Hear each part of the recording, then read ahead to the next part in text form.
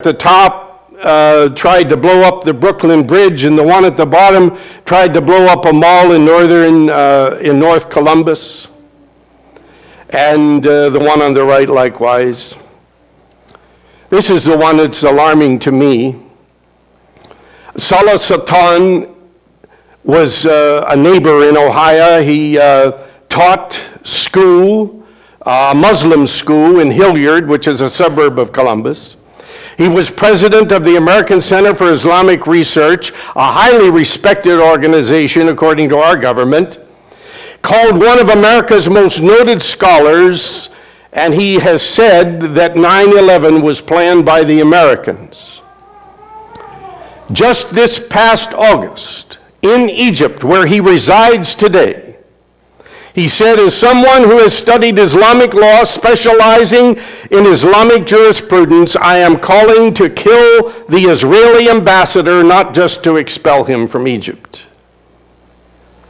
And yet he was defended in our local paper in Columbus, Ohio, as a very fine, moderate Muslim. 12 servicemen and women killed, 1 civilian, 1 unborn child, 43 wounded in the Fort Hood attack by this Muslim.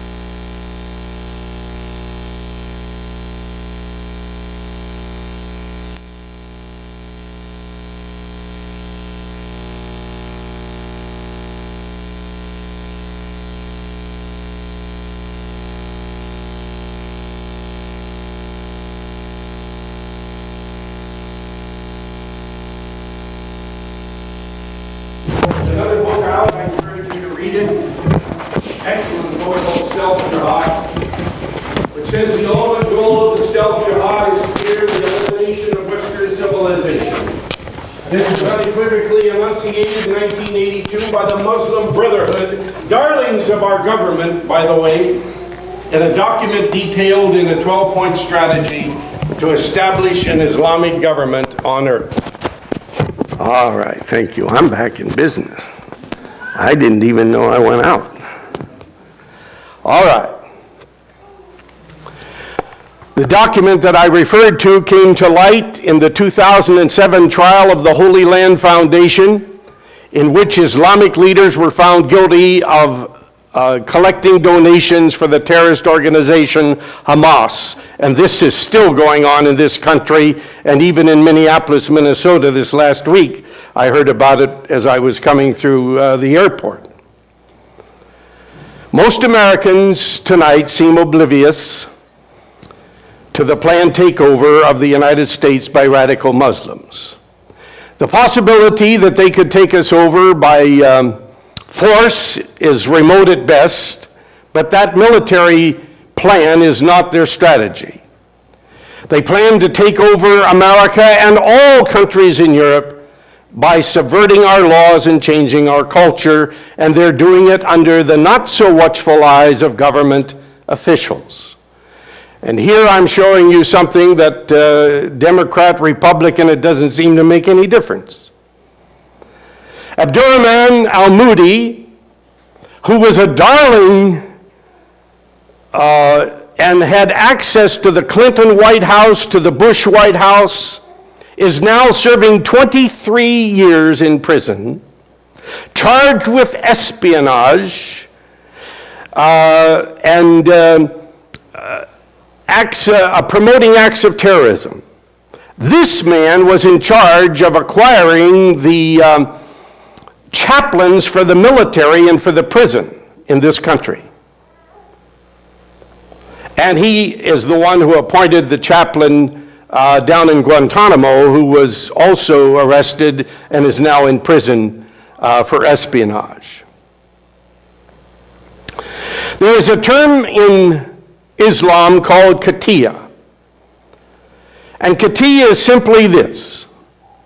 It's a principle that's taught in the Quran, and it encourages Muslims to lie or to deceive, to obfuscate, including swearing oaths and signing treaties if it protects Islam from furthering Islamic goals. It allows Muslims to conceal their faith to unbelievers, even denying Allah out loud, if it protects or promotes Islam. They call it lying from the tongue and not from the heart. And so the problem is, as Yasser Arafat dealt with the Oslo Accords back in the early 90s, he came back and told the Muslims in their language that everything they said and did in Oslo they did not mean, and that they shouldn't even think about it. So it was this taqiyya that was functioning. In 1960, there were 3 major mosques in the United States with a combined total of 200 members each: Cedar Rapids, Iowa, Dearborn, Michigan, and Washington, D.C. Today, there are between 7 and 9 million Muslims in this country worshiping at 1,200 mosques all over the United States. And the Saudi government, with our oil money, has financed the construction of 80% of all the mosques in the United States, and they are furnishing them with imams, paying the preacher.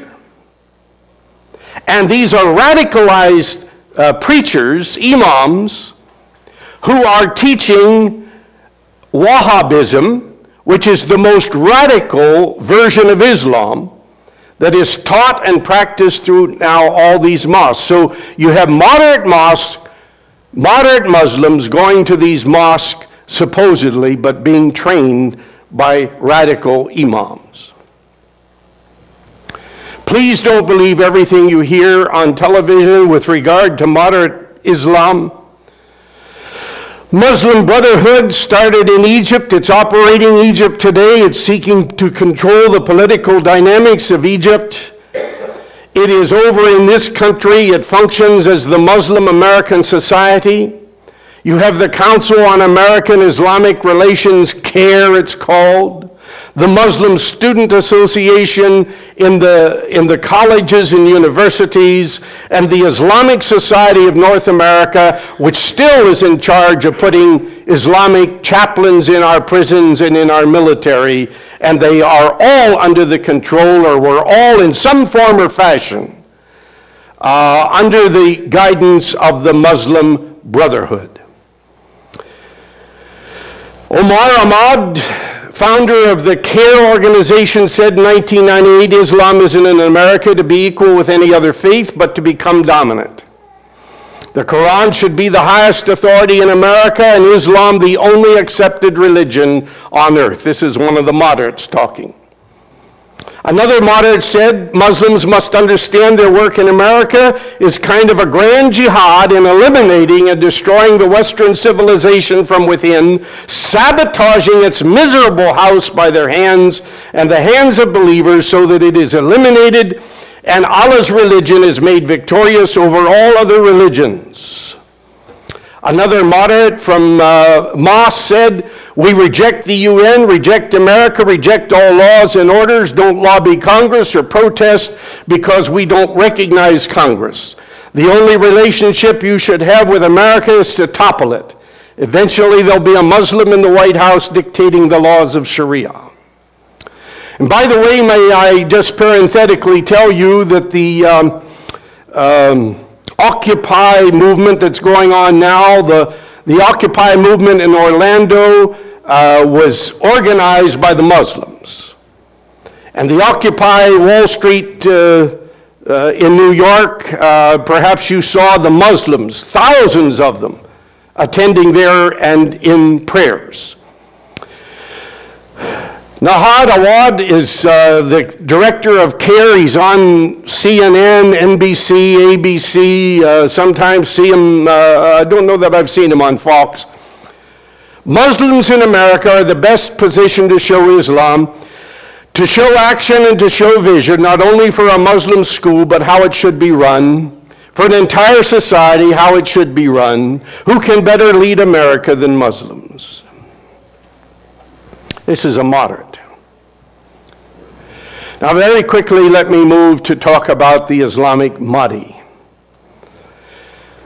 The Mahdi in Islam is called the 12th Mahdi or the hidden Mahdi, and he is to set up a kingdom here on earth. Does that sound familiar?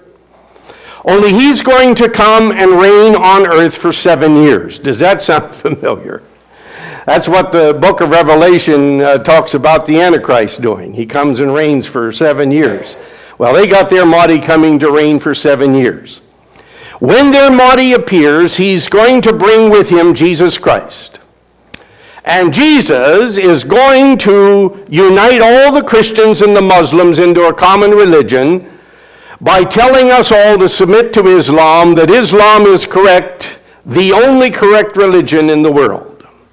So their Mahdi is coming with Jesus, and Jesus is going to get us all straightened out. One of the strongest supporters of the coming Mahdi is Mahmoud Ahmadinejad. He believes that by making war and creating chaos, he will prepare the way for the Mahdi to come, and he's about as close as he can get to that process right now. According to the administration, Iran may have some right to nuclear energy. This is the report given in June 2009. And the vice president told Israeli leaders that they should get used to a nuclear Iran. Our administration has no intention of stopping Iran from developing nuclear weapons, but they're determined to stop Israel from building houses. Isn't that interesting? Joel Rosenberg, I don't know if you are acquainted with his writings, wonderful books, wonderful writer. He's a Messianic Jew, highly respected.